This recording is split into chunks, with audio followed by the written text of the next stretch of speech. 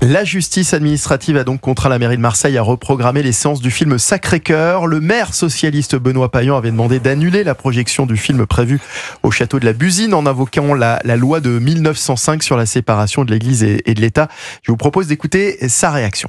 Il y a une décision de justice, elle est très claire, et donc les choses seront reprogrammées. J'ai décidé de ne pas faire appel, donc une fois que la justice du pays a dit les choses, je la respecte, le film va être reprogrammé pour que les choses se passent le plus tranquillement possible en essayant de ne pas faire de polémique. Voilà, donc les mots de Benoît Payan qui s'exprimaient après cette décision des juges, des référés qui ont donc donné raison au réalisateur et au sénateur Stéphane Ravier qui avait saisi la justice. Yvan Rioufol, c'est un immense camouflet pour le maire de Marseille. Oui, pour le moins, et on s'aperçoit effectivement qu'il est toujours préférable pour ces municipalités progressistes de faire des accommodements raisonnables avec la communauté musulmane, parce qu'elle est quand même assez importante à Marseille, plutôt que de faire des accommodements similaires avec la communauté catholique. Donc pour les catholiques, en effet, il est toujours plus aisé de les maltraiter, en tout cas. Et donc je me félicite en effet que ce laïcisme flexible ait trouvé ses limites auprès de la justice, mais en même temps, on se rend compte que, malgré tout, la quête de Dieu est au cœur de toute civilisation. Donc, vous ne pouvez pas empêcher des gens de vouloir, malgré tout, renouer avec des cultures, avec des civilisations, et avec tout simplement des croyances. Et donc, il me semble que ce à quoi nous assistons, c'est un retour irrépressible à effectivement un catholicisme. Alors naturellement, je ne crie pas victoire, je vois bien qu'il y a encore beaucoup d'églises vides, mais enfin, il y a des églises également qui se remplissent, il y a des pèlerinages, il y a ce public qui maintenant, visiblement, va plutôt en masse, enfin, ils sont 300 000 à avoir vu ce film, je crois, à avoir lu cela. C'est quand même pas si mal que cela pour un film d'essence spirituelle, religieuse. Et puis les réalisateurs peuvent remercier Benoît Payan, finalement. C'est clair, il a fait une bonne pub. Donc, paradoxalement, effectivement, Benoît Payan leur a fait une bonne pub. Mais le problème, c'est que ces gens n'ont rien compris avec la notion de laïcité.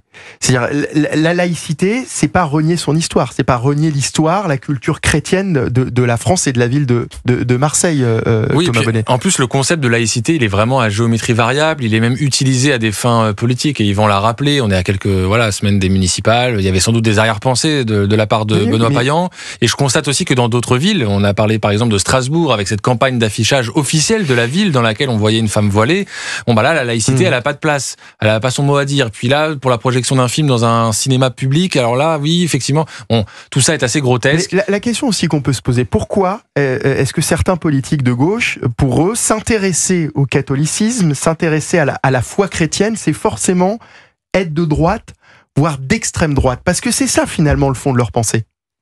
Ça faudrait leur demander, je ne sais pas, parce qu'en plus je pense que Benoît Payan lui-même est peut-être de confession catholique, j'en sais rien, mais je crois, donc effectivement il faudrait lui poser la question. Mais je pense plutôt en effet que ce sont des clins d'œil, ce sont des messages adressés pas forcément d'ailleurs à la communauté musulmane, qui elle n'a sans doute rien demandé, mais peut-être plus à, vous savez, cet électorat bobo qui existe à Marseille et qui pourrait être tenté de voter pour le candidat de la France Insoumise en mars prochain. Et donc, vous savez, Benoît Payan, il a besoin, chaque voix va compter, donc il a peut-être besoin de donner des gages et de les rassurer. Cette interdiction était peut-être un de ces gages. Yvan Rioufol.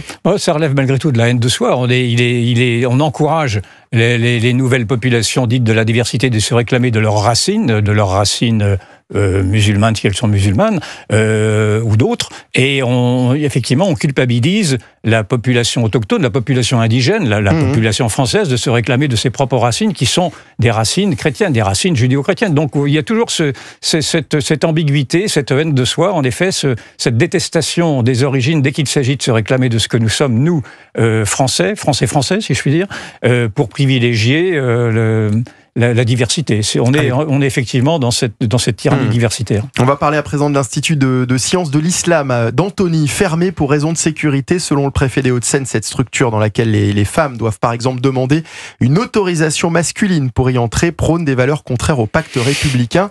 La fermeture administrative de l'Institut Al-Flouk, c'est son nom, a semble-t-il libéré la parole sur cette structure située à Antony, en région parisienne. Selon des informations d'Europe 1, son responsable a tenu par le passé des propos d'une extrême violence mêlant incitation à la haine, apologie de la polygamie, de l'esclavage et de la pédophilie. On a tous en tête les fermetures du lycée Averroès de Lille ou du collège Avicenne à Nice qui n'avaient pas pu aller au bout. Là, on utilise un autre prétexte pour la fermeture, celui de la sécurité. Grave défaillance constatée en matière de sécurité incendie. Yvan Rioufol, ça veut dire qu'on commence à comprendre que quand on utilise l'argument du séparatisme ou de l'atteinte à la laïcité, eh bien on n'y arrive pas, on est systématiquement bloqué par la justice administrative. Il faut donc trouver des parades maintenant. Oui, félicitons-nous que l'on sorte de cette somnolence qui a faim, effectivement, de croire que en tout, l'islam était compatible avec la République. C'est le tabou, l'interdit suprême dans les débats, c'est de pouvoir de dire que l'islam n'est pas forcément compatible avec la République. Et l'islam n'est pas cette forme-là de l'islam, en tous les cas. Oui, alors j'allais y venir. Et quand l'islam se réclame de la charia, c'est-à-dire de la loi islamique, cet islam-là n'est pas compatible avec la République. Et c'est ce que démontre naturellement cet institut, qui appliquait la charia en tout, c'est-à-dire avec ses conséquences sexistes, antisémites, etc. Et tout ce que vous pouvez décliner, qui sont des violences faites à notre culture. Et en revanche, on peut peut-être soutenir, mais c'est un véritable débat, que l'islam, quand il se réduirait, si cette religion se réduisait à ces 5 commandements, c'est-à-dire la prière, l'aumône, etc., le jeûne, etc., il pourrait là y avoir une compatibilité avec ce qu'est aujourd'hui la République laïque. Mais ce problème n'est pas posé, ce problème n'est posé que dans un seul préalable pour l'instant, qui est de dire que l'islam, quoi qu'il arrive, est compatible avec la République. Même la droite. Mais ce qui est grave, c'est-à-dire que quand on parle de manquement grave au principe de laïcité, ça ne fonctionne pas. Ça ne suffit pas à faire fermer un établissement. C'est-à-dire que ces valeurs, Thomas Bonnet, ces principes ne représentent rien finalement aux yeux de la justice. Oui, et c'est d'ailleurs pour moi les limites de l'état de droit. Alors je sais que nous n'avons pas le droit de nous attaquer au sacro-saint état de droit. Attention de le critiquer. Quand Bruno Retailleau avait osé dire qu'il n'était pas sacré, justement, il s'était fait reprendre de voler par une partie des commentateurs politiques et même des responsables politiques. Mais force est de constater que dans notre droit, à droit constant, il est très compliqué aujourd'hui de fermer des établissements dans lesquels est prôné un discours qui est en totale opposition à nos valeurs républicaines. Donc, je me réjouis moi aussi de la fermeture à venir de cet établissement. Je constate que c'est encore une fois sur des normes incendies, et effectivement, et on n'a pas les moyens d'aller sur le fond qui pourtant est la clé. Allez, toutes les infos, en tous les cas, Europe 1, qui ont été recueillies autour de la fermeture de cet institut, l'Institut Al-Fouk. Les témoignages sont à retrouver sur le site d'europe1.fr. Avant de terminer, je voulais qu'on dise un mot sur la tournée du chanteur Amir, qui est visé à nouveau par un appel au boycott de la part du collectif Urgence Palestine, une campagne de dénigrement que ce mouvement avait déjà menée à l'encontre du chanteur en juillet dernier. Juste pour rappel, le collectif Urgence Palestine a été fondé au lendemain des attaques du massacre du 7 octobre 2023. Il prétend défendre la cause palestinienne. Parmi ses soutiens, des élus de la France Insoumise, mais aussi Omar Al-Soumi, qui avait appelé, souvenez-vous, à l'intifada dans notre pays.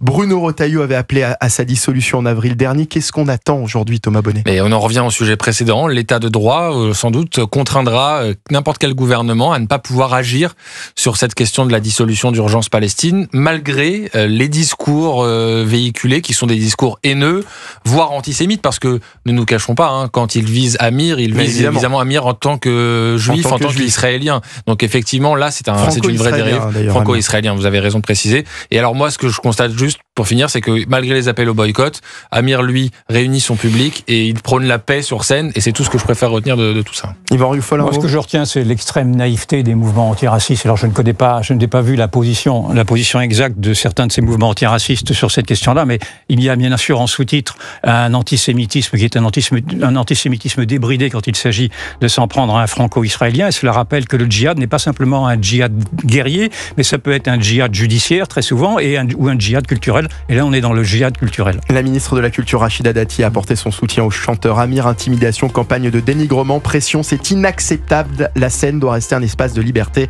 de création et d'échange. Soutien plein et entier à Amir. La liberté est l'essence même de l'art, aucun prétexte à l'antisémitisme. La justice doit être saisie, a déclaré Rachida Dati. Merci à tous les deux. Merci à Thomas Bonnet et merci à Yvan Rioufol.